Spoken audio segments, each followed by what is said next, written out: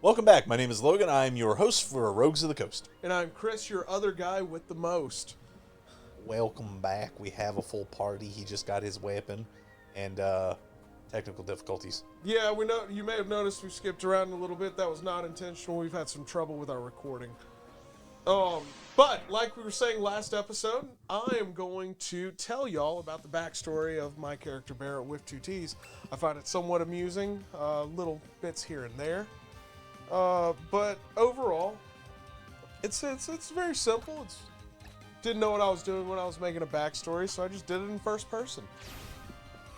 It says, "Hi, my name is Barrett with two T's. I was born in a field of flowers just outside the hamlet I call my hometown. It was about a day's travel from El Terrell, so we experienced longer than normal days, but still enjoyed somewhat peaceful nights. The glow on the horizon was something to behold, though, a glowing stage for all the constellations to perform their stellar arrangements. My dad is an ex-adventurer named Reginald with two T's. My mom is a skilled hunter named Hilda Christophersdottir. My oldest sister, Whistle, was named for my grandmother. Mama Whistle wasn't the smartest, hence our family name, but man was she strong. Big Sis Whisk gets into Big Sis Whisk gets into knocks out anyone who dares to make fun of our family name, much to Mom's chagrin. She's a sweetheart when it comes to us, though, always taking the blame when us youngins cause trouble. Ember is the next oldest, and she's a bit different from most of us. Dad adopted her and her younger brother before I was born. She always seemed more stern and focused on her goals. And she is a gnome. Next up are the twins, Christian and Stefan. Christian takes after Mama Whistle too, while Stefan takes after our mom's side of the family. He's very lithe. Thomas is next in line and the quiet one. He tended to spend most of the time sitting in the field enjoying nature, I guess. Out of all of us, Throm took after Dad the most. At least that's what Dad says. I don't really see it though, considering Throm is a half-orc. He's also kind of mean sometimes. Spark is another adopted sibling. He's a gnome like Ember. Smart as a whip and quick to come up with some clever scheme. Finally, the baby twins, Vincent and Violet. They were born on the same field, in the same field as me, and I think that's how Violet got her name, to be honest. They are the meaning of brains and brawn. Vincent is built like a brick shithouse, and Violet absorbs every bit of knowledge she can get her hands on and can recite anything at a whim. My child was a happy one. However, it was anything but peaceful. When you have 9 siblings, things tend to stay pretty exciting. Out of 10 children, I was the 8th and was the baby for my first 7 years. My mom disappeared shortly after Vin and Vi were born, leaving Dad to raise all of us by himself. We grew up in a ramshackle house that Dad and the local villagers kept adding rooms with random building materials. I'm still not sure how it held together. Between my sibling and the other kids in the village, I was always on some adventure or another. Anytime we had to go to El Terrell, we would see Mom's sister Ula. She would take care of us while Mom and Dad sold goods at the marketplace, usually over the weekend. During that time, she tried to make sure we received some kind of education. I latched on the parts she told us about famous battles and wars throughout history. As we grew up, half of us stayed near home and the rest went our separate ways. Whistle, Ember, Spark, and Vincent took up residence in El Terrell when they were old enough. Whistle and Vincent became laborers, Ember became a soldier, and Spark became a merchant. Christian stayed in the village, becoming a farmer. Stefan disappeared about 10 years after Mom did. Thomas and Throm set out on some adventure when they became of age, and once Violet was old enough, she and I set our sights on the arcane Brotherhood in Luskan. Life in the Brotherhood Tower was interesting and boring all at the same time. I threw myself into religious and historical texts concerning the bloodshed our world had endured. Violet focused more on the arcane. I never understood what she saw in that area, but then again, she is the smartest in the family. I became obsessed with the teachings of Tempest and war tactics. This obsession found me seeking out more restricted knowledge in the forbidden parts of the tower. One day I found an ancient tome containing an unknown language. I skimmed through until I found a passage with a note written in common. As I read the note aloud, I found myself thrown into a battle of demons and angels. In front of me was nothing shy of glory incarnate. Fear ran through my body as the tip of an arrow touched my left eye. Followed by burning pain as my... What in the hell? I wrote this, but what the fuck? Oh, I see. In front of me was nothing shy of glory incarnate. It looks like I missed some parts here. There was an angel. And fear ran through my body as the tip of his arrow touched my left eye, followed by burning pain as my back was torn open from the claws of an unknown enemy. And then I was back in the library, blind in one eye and bleeding on the floor. I don't remember much of the next few weeks, but Violet told me I was near death when someone found me because they had heard a loud bang. I was reprimanded harshly and confined to my quarters for the next 3 months.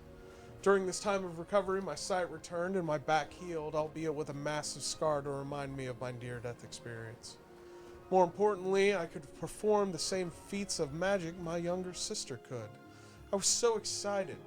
I practiced the few spells I could every day to the point of ritualism. I was so enthralled with my newfound abilities that I didn't notice when my sister no longer visited me. After being released from room arrest, I rushed to her quarters to find them empty. After asking around, I found she had disappeared 10 years after Stefan. What was happening to my family? Rumors of the war in Saltmarsh drew my attention to the east, and I left my home and life as an academic to pursue adventure and war. I met up with a cleric of Helm named Richald Devlin in Waterdeep. We came up with a plan to travel the vast distance in a fraction of the time. If we cut through the Feywild, we could make the trip in a matter of weeks rather than months. I don't know what he messed up, but somehow we ended up in the Shadowfell instead, and I left his sorry ass behind after he punched me in the face. Following my brief stint in there, I was approached by an imp. His name was Buffkin, and although he's a devil, I sensed no malevolence in him. He wished to join me as a companion, and I was intrigued to say the least, so I consented. As Tempest has taught us, keep your enemies close and double agents closer, John 3:16. He led me to an individual that was able to return me to Faerun. We returned on the shores of the Moonsea, east of Zentil Keep.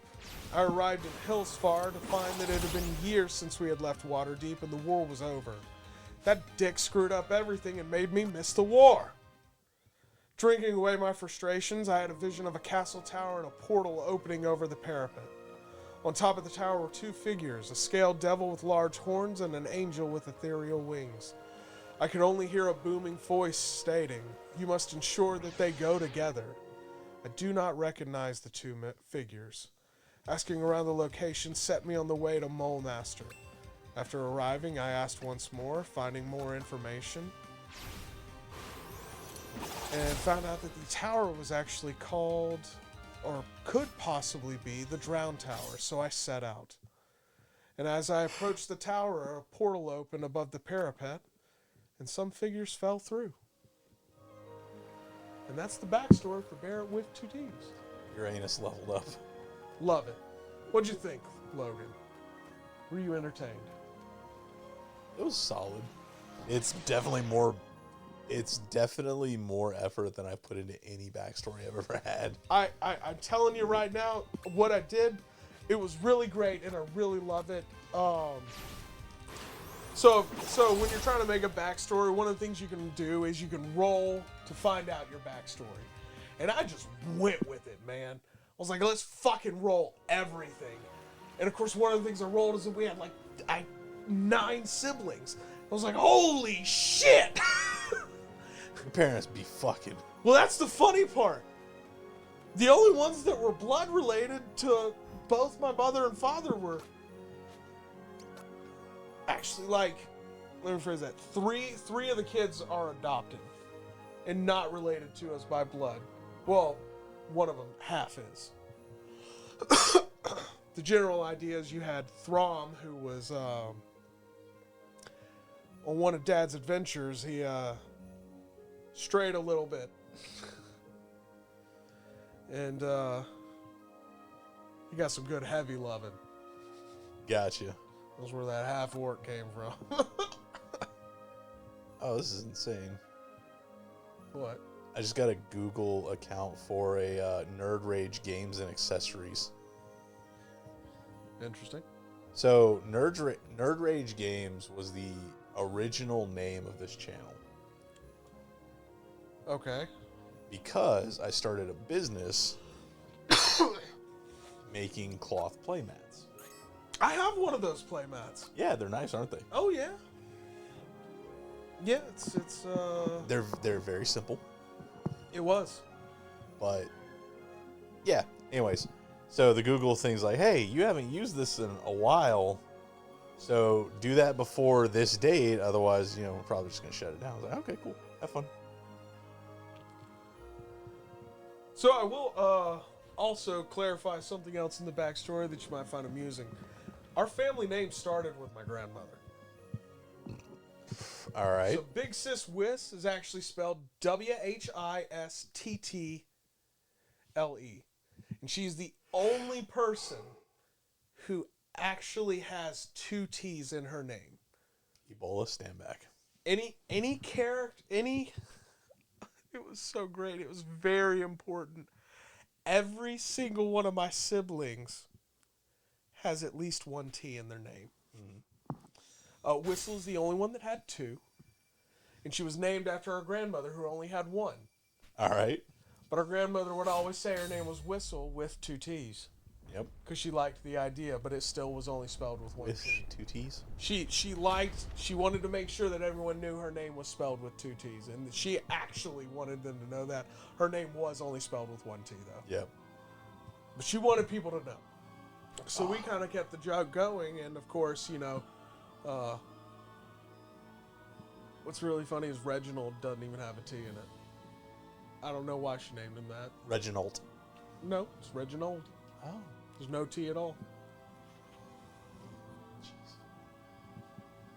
I'm looking up there and seeing a bunch of board games that I really want to get. But man, he's cursed. Every campaign he gets into is gonna die. But all I want to do is just keep him going. Because the other parts of it that are really interesting is I had a very simple view in my mind. I wanted a character who was obsessed with war and tacticians on a battlefield and able to take part in the battle while being a tactician. But in order for him to be a better, more effective tactician, after looking out on the battlefield he wanted to be able to influence it from where he was in that brief moment. Okay. And of course, one of the best ways to do that is to be able to hit an enemy from where you are to influence the battle as necessary. Correct. Right. Yes. So, his patron was Velik, which was Heaven's Judgment. And Velik used a bow and arrow. Okay. And so, Barrett ended up taking the Eldritch Invocation. With two T's. Yep, Barrett with two T's ended up taking the necessary Eldritch Invocations and feats to be able to snipe with an Eldritch Blast from a quarter mile away. As one would do. So yeah, from 1,200 feet away, he can hit someone with an Eldritch Blast. I can't complain. It's beautiful. And then I wanted to take it even further. I was like, how can I really flavor this up to have some fun with it? And for him to really feel like he's calling, because he starts making a connection with his patron. He makes a deal with the devil, someone who can turn invisible. He takes the Pact of the Chain choice for a warlock. He ends up taking Voice of the Chain Master, which allows him to speak through his familiar, basically, and also see through his senses as long as it's on the same plane he is, instead of like the 100 or so feet. Right. So it doesn't matter as long as we're on the same plane. So screw it. Let's put him 1,200 yards away, make him invisible, go up in the air, cast thaumaturgy, speak through him, claim to be the voice of God, and smite people with blasts from oblivion. I see nothing wrong with this. Right? It was such a fun idea. And I just wanted it to come to fruition so much more, and we can't keep a damn campaign going. I was so disappointed. And they even started making jokes because I was obsessed with war, and then I'd find books on how to fortify defenses. And so one of the sessions when I wasn't able to be there because I was out of town at the time, they made a joke that they made a joke, they had said something. He's like, where the fuck is Barrett? And they're like, I don't know, he's off reading about fucking fences or some stupid shit. And then the DM, who was quote unquote playing me a little bit just in the background, just yells out, fortifications and defenses! It was just... Of course, it became a running joke, but at the end of the day, it was a wonderful thing. I also will clarify, John 3:16 is a running joke that actually comes from the movie America the Motion Picture, in which anytime George Washington says something that's supposed to be deep and important, it's always followed by John 3:16. No, that's fair. It's very important, and it became a massive running joke because the character would also often quote or misquote sacred texts. So like 9 times out of 10, if I was going to quote a text, didn't matter if it was legit or not. It could be bullshit, it could be deep, but it was followed by John 3:16. Let's see how many of these die. Do it. All of them? Oh. Fuck. 3 out of 8 ain't bad. Yeah, it's not bad. Sorry, but 5 out of 8. You had 3 left. I know. Still sad. It's okay, Dad. It's okay, Dan. You need to move that character once and hit. Oh. Yeah, I'm gonna... Oh, it didn't. Are you Okay. fucking kidding? That sucks. Maybe It's kind of funny though. Yeah. But what were some of the other fun things you had for character-wise? A squirrel. If you haven't told everyone about Dave Boone. No. Everyone are... No, you don't need to know about Dave Boone. You need to know about Diggity Bushy Tail. Diggity Bushy Tail. Diggity Bushy Tail was an awakened squirrel. Before we go any further into this, do we have time for this whole thing, or do we need to wait until next time? You're gonna have to learn about Diggity Bushy Tail the next time. Y'all make sure to hit that like, comment, subscribe. We're gonna see y'all next week.